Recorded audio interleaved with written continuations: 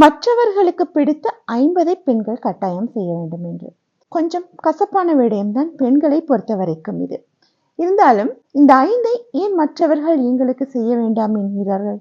அதை கொஞ்சம் நாங்கள் சிந்திக்க வேண்டும். அந்த 5இல் என்னென்ன பிழைகள் இருக்கின்றது?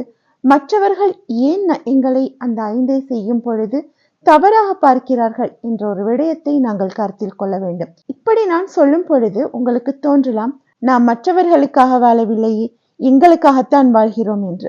ஆம், நீங்கள் உங்களுக்காகத்தான் வாழ்கின்றீர்கள். ஆனால் உங்களை நம்பி உங்களுடைய குடும்பம் இருக்கின்றது. உங்களுடைய ஒரு சின்ன தவறு கூட அவர்களுடைய வருங்காலத்தை பாதிக்கும். பெண்களுக்கு சுயநலம் என்பது அழகில்லைதானே. ஆகையால் அந்த 5 உங்களுக்கு பிடித்த விடயங்களில் என்ன பிழை இருக்கிறது என்று பாருங்கள்.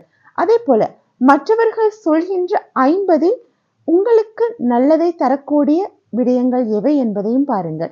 மற்றவர்கள் சொல்கின்ற எல்லா விடயங்களும் சரியாகவும் இருக்க போவதில்லை, சில விடயங்கள் தவறாகவும் இருக்க போவதில்லை என்பதை நாங்கள் மனதில் வைத்துக் கொள்ள வேண்டும். எங்களுக்கு வழங்கப்பட்டிருக்கின்ற சுதந்திரத்தை நாங்கள் சரியான முறையில் பயன்படுத்திக் கொள்ள வேண்டும். பெண்களை யாரும் கட்டுப்படுத்தவில்லை. நாங்கள் தான் எங்களுடைய வரம்புகளை மீறி சென்று கட்டுப்பாட்டுகளை எங்களுக்கு விதிக்கும்படியாக செய்து கொள்கின்றோம்.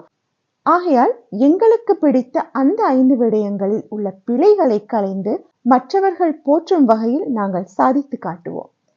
அதுவே பெண்ணியம்.